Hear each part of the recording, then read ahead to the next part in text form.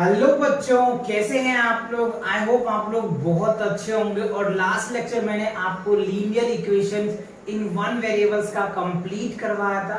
अगर आपको linear equations in one variables में और रैशनल नंबर में न्यू एनसीईआरटी के अकॉर्डिंग अगर आपको प्रॉब्लम है तो चैनल पे विजिट करके प्लेलिस्ट सेक्शन को चेकआउट कर सकते हैं।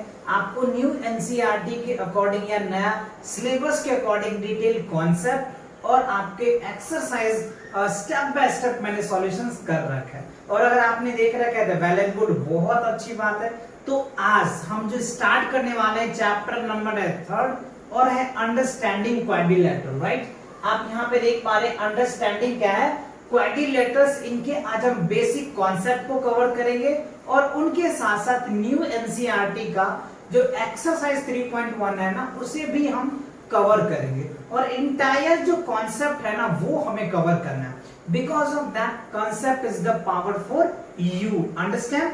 Okay, so move on the next slide. तो देखो, पहला हमें क्या समझना है बच्चों, इस चैप्टर में क्या क्या पढ़ने वाले हैं वो हम बातों को देखेंगे। हम समझेंगे कि कर्व क्या होता है। देखो, जो बेसिक कॉन्सेप्ट है, क्वाड्रिलेटरल्स तो बना, लेकिन उनके जो बेसिक पॉइंट है ना, उस बेसिक पॉइंट को हमें समझना पड़ेगा कि पहले कर्व क्या है। तो सिंपल सी डेफिनेशन आप यहाँ पे लिखा हुआ, इन डेफिनेशन से भी आप समझ सकते हैं। देखिए, plane figure form by the joining a number of points without lifting a pencils from the paper and without tracing any portion of the drawing other than single point is called curve। यानी मान लो बिना pen उठाए हुए आप जो curve draw कर देते हो ना, ये मान लो हमने बिना पेन उठाए कर दिए। जैसे मान लो ये हमने बिना पेन को उठाए कर दिए, है ना, कुछ इस हिसाब से आप बना सकते हो बिना पेन को उठाए। तो ये क्या बन गया, कर्व बन गया। कर्व के भी बच्चों अलग अलग टाइप्स होते हैं। यानी आप ऐसे एक वन लाइन में आप समझिए कि बिना पेन उठाए या बिना पेंसिल उठाए अगर आप कोई डायग्राम बना देते हैं ना, या कोई शेप बनाते हैं ना, वो आपका कर्व कहलाता है।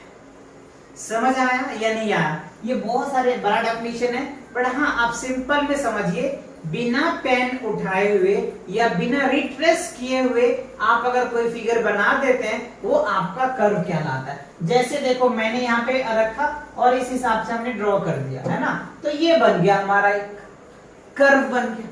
अच्छा, अब आपके मन में क्वेश्चन उठ रहा होगा कि सर कर्व तो समझ गए, अब कर्व के टाइप्स बताइए। तो देखो बच्चों, मैंने यहाँ लिख रखा है टाइप ऑफ कर्व।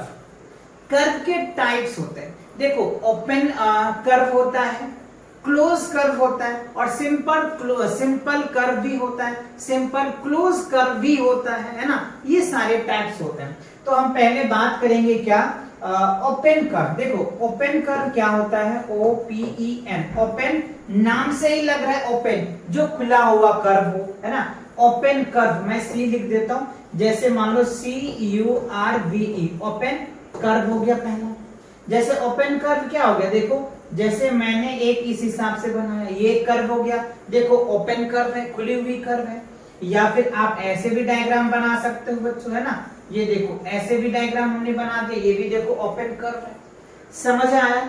यानी ओपन कर्व का मतलब ये हुआ कि आप जो इनिशियल पॉइंट जहां से स्टार्ट किए हो वहां पे जो एंडिंग पॉइंट नहीं होना चाहिए, वो आपका क्या हो जाएगा, ओपन कर्व होगा। ठीक है।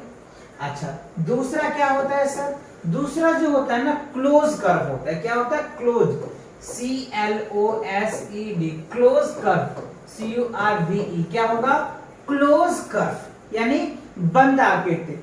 जैसे मान लो हम क्या बना देते हैं, आपको एक ट्रायंगल बना दिए, देखो ये क्या हो गया, क्लोज कर्व। ठीक है। अब दूसरा एग्जांपल देखिए, ये देखिए मैंने जहां से पेन उठाया वहीं जाकर के कंप्लीट कर दिया, तो वो क्या बन गया बच्चों, क्लोज बन गया। क्या बन गया, क्लोज बन गया। क्लियर है? अच्छा, तीसरा क्या है, तीसरा अगर मैं बात करूं, वैसे जनरली तो दो समझा जाता है, ओपन एंड क्लोज, लेकिन सिंपल क्लोज भी बोला जाता है ना। कभी कभी क्लोज में भी कॉम्प्लेक्स आ जाता है, तो हम सिंपल कर्व की बात कर लेते हैं। सिंपल, है ना, सिंपल क्लोज कर्व ले लेते हैं। तो सिंपल क्लोज कर्व में क्या हो गया, देखो जैसे मैंने ये बना दिया आपका एक रेक्टेंगल बना लिया है ना, और क्या बना दूं, एक स्क्वायर बना लेता हूं। ये देखो मान के चलो हमने स्क्वायर, तो ये क्या बना, सिंपल क्लोज कर्व बन गया। क्या बन गया, सिंपल क्लोज कर्व हो गया। तो आपने क्या समझा, पहले कर्व क्या होता है, बिना पेन उठाए या पेंसिल उठाए अगर आप कोई शेप बना देते हैं उसे हम लोग कर्व कहते हैं। कर्व आप जनरली 3 टाइप से मैंने बता दिया, ओपन कर्व होता है, क्लोज कर्व होता है और सिंपल क्लोज कर्व भी होता है, ठीक है ना। ये बात आपने इनके मैंने एग्जांपल भी दे दिए।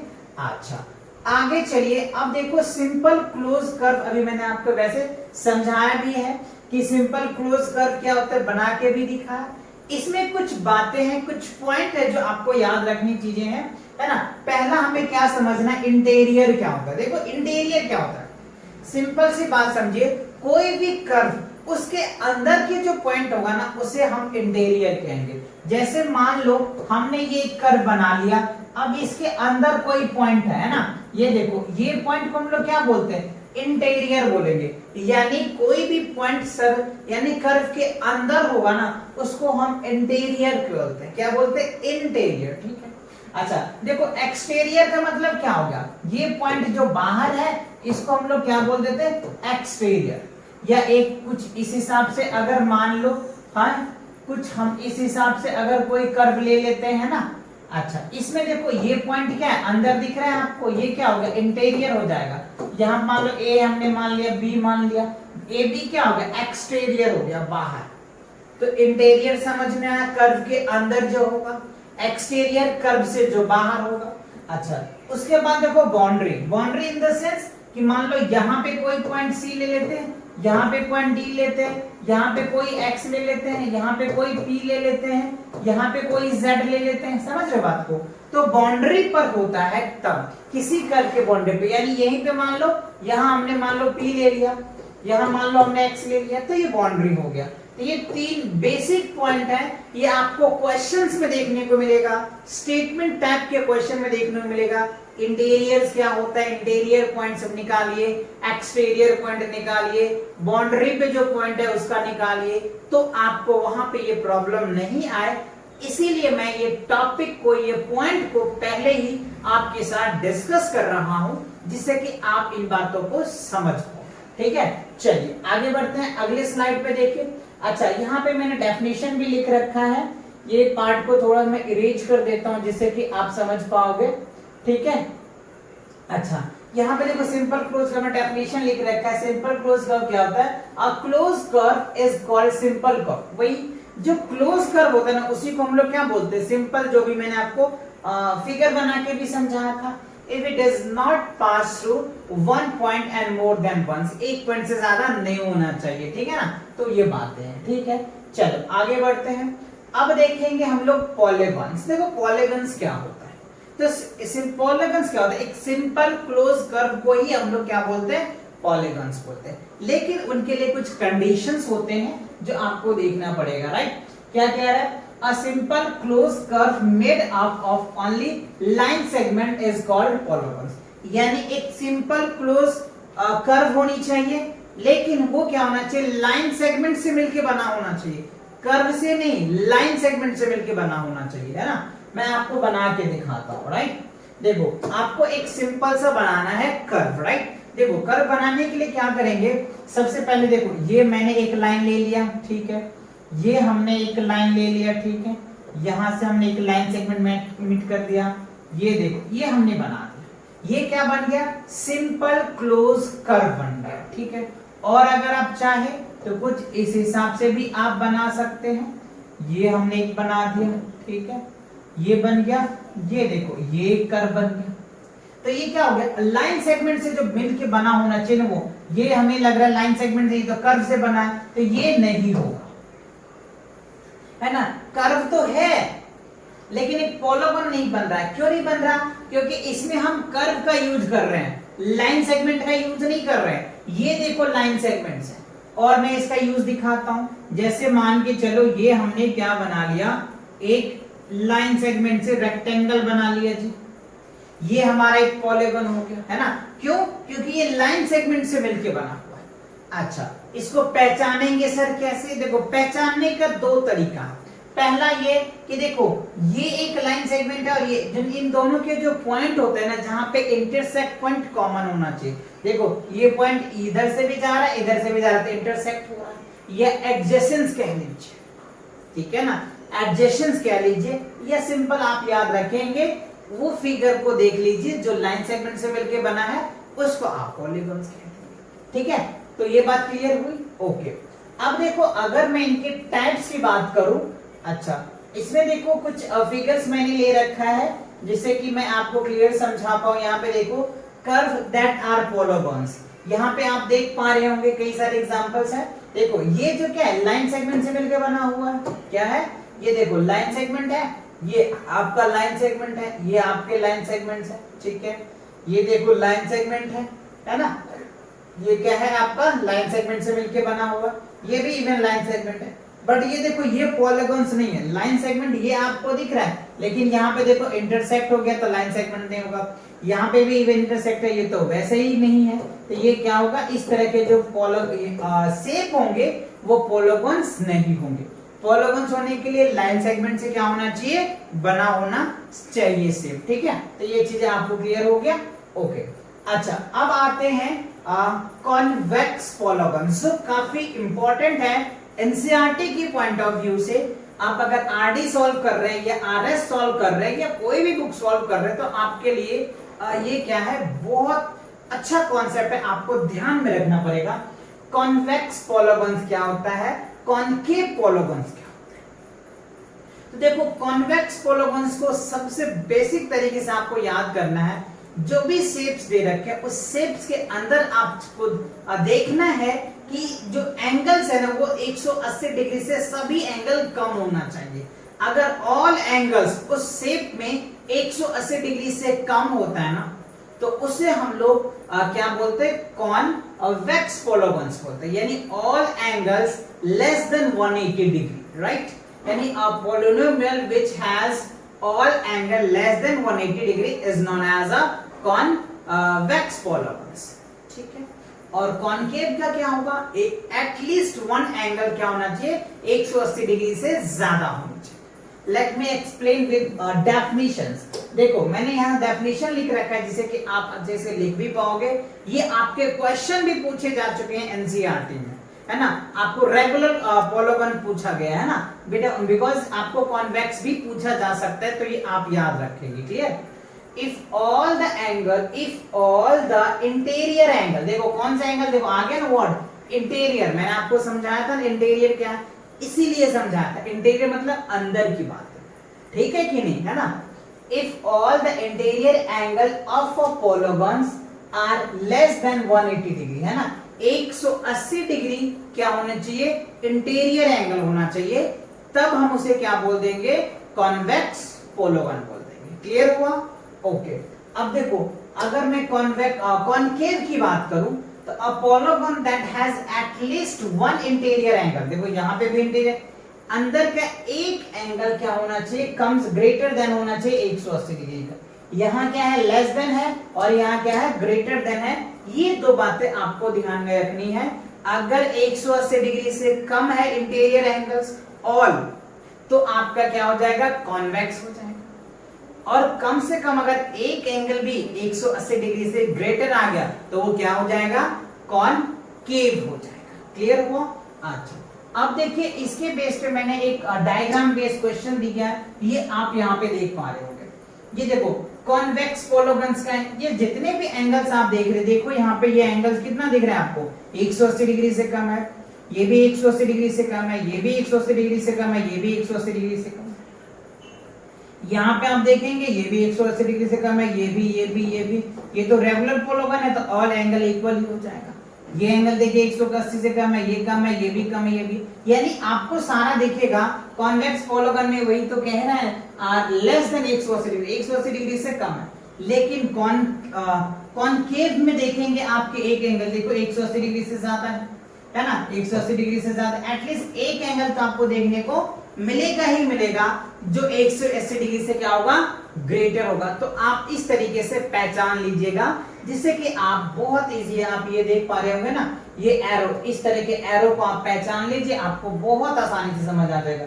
देखो ना 180 डिग्री से ज्यादा 270 डिग्री हो रहा है ना, कितना हो रहा है 270 डिग्री हो रहा है ना जी, 180 डिग्री से ज्यादा तो हो ही रहा है ना। तो आप ये बात को एकदम माइंड में सेट कर लीजिए कि अगर ऑल एंगल 180 डिग्री से कम है तो क्या हो जाएगा, कॉन्वेक्स हो जाएगा, और एटलीस्ट एक एंगल भी 180 डिग्री से ज्यादा हो गया तो वो कॉनकेव पॉलीगॉन्स होगा। क्लियर हुआ, अच्छे से समझ में आ गया, आप इनको नोट डाउन कर ले, है ना। चलिए आगे बढ़ते हैं। अब देखिए क्लासिफिकेशंस ऑफ पॉलीगॉन्स आ गया बच्चों, है ना। साइड के अकॉर्डिंग अगर हम क्लासिफिकेशंस करें, और ये जो है काफी इंपॉर्टेंट है, इवन अगर आप मैथ्स में भी इंपॉर्टेंट है, ये केमिस्ट्री में भी काफी इंपॉर्टेंट है बच्चों। केमिस्ट्री में भी आपको देखने को ऐसे मिलते हैं ना, ये वाले साइड्स का। देखो नंबर ऑफ साइड्स या वर्टिसेस कह लीजिए, क्लासिफिकेशन यहाँ पे सिंपल फिगर है। देखो ट्रायंगल के लिए क्या होता है, ट्रायंगल में कितने साइड्स होते हैं, तो आपको पता है ट्रायंगल में 3 साइड्स होते हैं, है ना। 3 साइड होगा तो ट्रायंगल्स बोलेंगे। क्वाड्रिलेटरल में कितने होते हैं, 4 होते हैं। पेंटागन जिसमें 5 साइड होते हैं ना बच्चों, उसको हम लोग पेंटागन बोलते हैं। जिसमें 6 साइड होते हैं उसको हेक्सागन बोलते हैं। जिसमें 7 होते हैं उसको हेप्टागन बोलते हैं। जिसमें 8 होता है उसको ऑक्टागन, और जिसमें 9 होते हैं नोनागन, जिसमें 10 होता है उसको डेकागन बोलते हैं। अगर 11 हो तो अनडेका होता है, 12 हो तो डूडेका होता है। इससे ज्यादा आपके सिलेबस में है ही नहीं। बाकी ये भी नहीं है बहुत ज्यादा आपको जाकर के हेक्सागन तक जाके रह जाता है, बट फिर भी मैंने आपको 10 तक ये याद करवा दिया, आप इसे अच्छे से याद कर लें। अगर 3 साइड होता है तो ट्रायंगल बोलते हैं, 4 साइड होता है तो क्वाड्रिलेटरल्स होते हैं, 5 साइड होता है तो पेंटागन होगा, 6 साइड होगा तो हेक्सा, 7 होगा तो हेप्टा, 8 होगा तो ऑक्टा हो जाएगा, 9 होगा तो नोना, और 10 होगा तो डेका होगा। और ये सभी क्या है बच्चों, रेगुलर पॉलीगॉन्स होते हैं। क्या आते हैं, रेगुलर पॉलीगॉन, जिसका ऑल साइड इक्वल्स होते हैं, इवन ऑल एंगल भी इक्वल होता है, उसी को हम लोग रेगुलर पॉलीगॉन बोलते हैं। आगे हम इन बात पे भी डिस्कस करेंगे और ये मैं आपको समझाऊंगा अभी। फिलहाल तो ये बात आपको समझ में आ गया। डायग्राम आपको बनाना आता है, ऐसे आप बना लेंगे ट्रायंगल का। क्वाड्रिलेटरल में इसमें 4 साइड है। पेंटागन आपको बनाना है, कुछ इस हिसाब से बन जाएगा पेंटागन। हेक्सागन है ना, स्पेस है ना, तो उस हिसाब से आप बना लेंगे। ये सिंपल याद रखना, जिसमें 6 साइड होता है उसको हेक्सा बोलते हैं, जिसमें 7 साइड होगा सेप्टागन, 8 साइड होगा ऑक्टागन, 9 साइड होगा नोनागन, 10 साइड होगा डेकागन। क्लियर। चलिए आगे बढ़ते हैं। अब देखो बच्चों आगे रेगुलर और इरेगुलर पॉलीगॉन। देखो रेगुलर पॉलीगॉन्स क्या होता है, रेगुलर पॉलीगॉन्स वो पॉलीगॉन होता है a polygon with all angle and all sides are equal. जिस पॉलीगॉन का ऑल साइड और एंगल इक्वल होता है ना, उसे हम लोग रेगुलर पॉलीगॉन बोलते हैं। और इनका वाइस वर्सा उल्टा हो जाएगा। जिस पॉलीगॉन में ऑल साइड यानी angle does not equals to क्या होगा, साइड्स आप कह सकते हैं, उसको हम लोग इरेगुलर पॉलीगॉन्स बोलते हैं। इसको डेफिनेशन अगर आपको लिखना है तो डेफिनेशन कुछ इस हिसाब से लिख सकते हैं।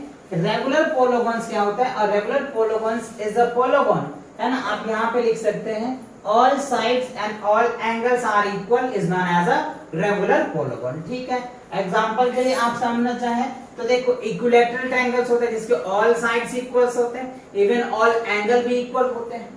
स्क्वायर की बात करें, स्क्वायर में भी ऑल साइड इक्वल्स होते हैं और एंगल इक्वल होते हैं, 90 डिग्री ईच एंगल होते हैं, इसमें 60 डिग्री होता है।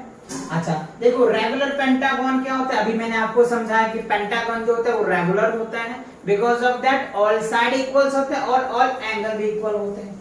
रेगुलर हेक्सागन की बात करें, ये भी ऑल साइड इक्वल्स होते हैं, इवन ऑल एंगल भी इक्वल होता है, तो ये क्या होता है, रेगुलर पॉलीगॉन होता है। ठीक है। अच्छा इरेगुलर की बात करें तो इरेगुलर पॉलीगॉन्स क्या होता है, आप यहाँ पे देख पा रहे हैं, an irregular polygon does not have all its sides equals and not all angles are equal.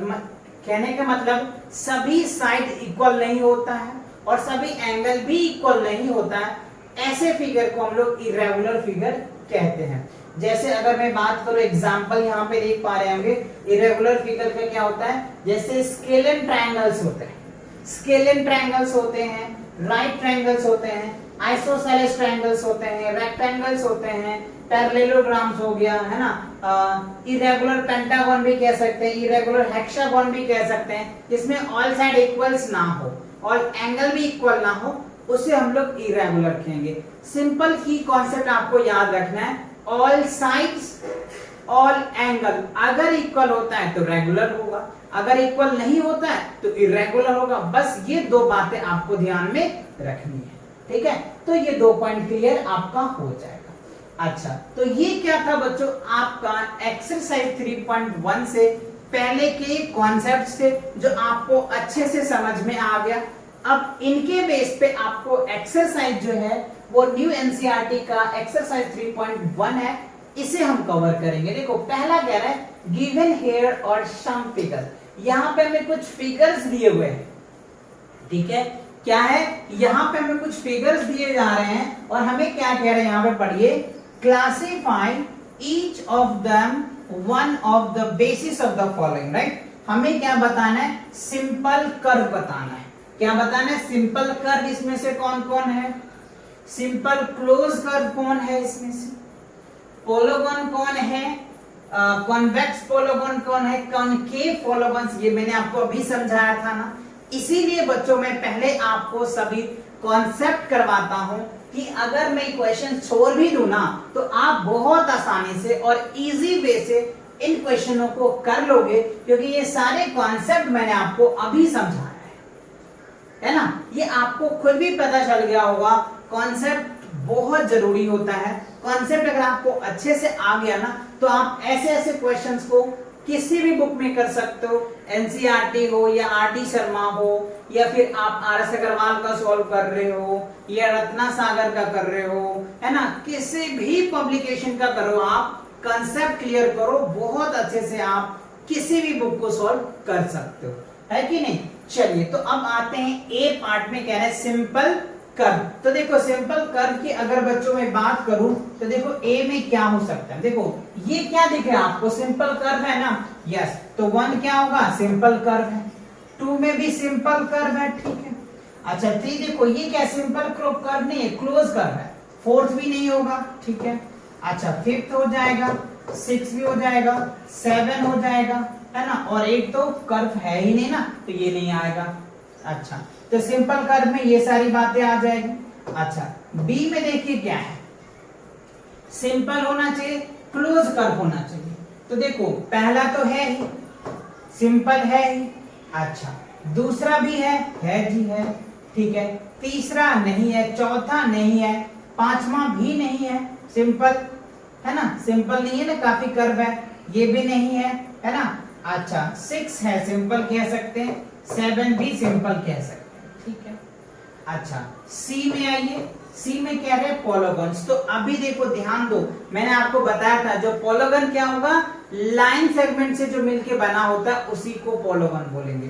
तो देखो ये आपको लाइन सेगमेंट से दिख रहा है, ये आपको लाइन सेगमेंट से दिख रहा है, बना ये भी लाइन सेगमेंट से है, लेकिन ये एक दूसरे को कट कर रहा है एक से ज्यादा पॉइंट पे, तो ये नहीं आएगा।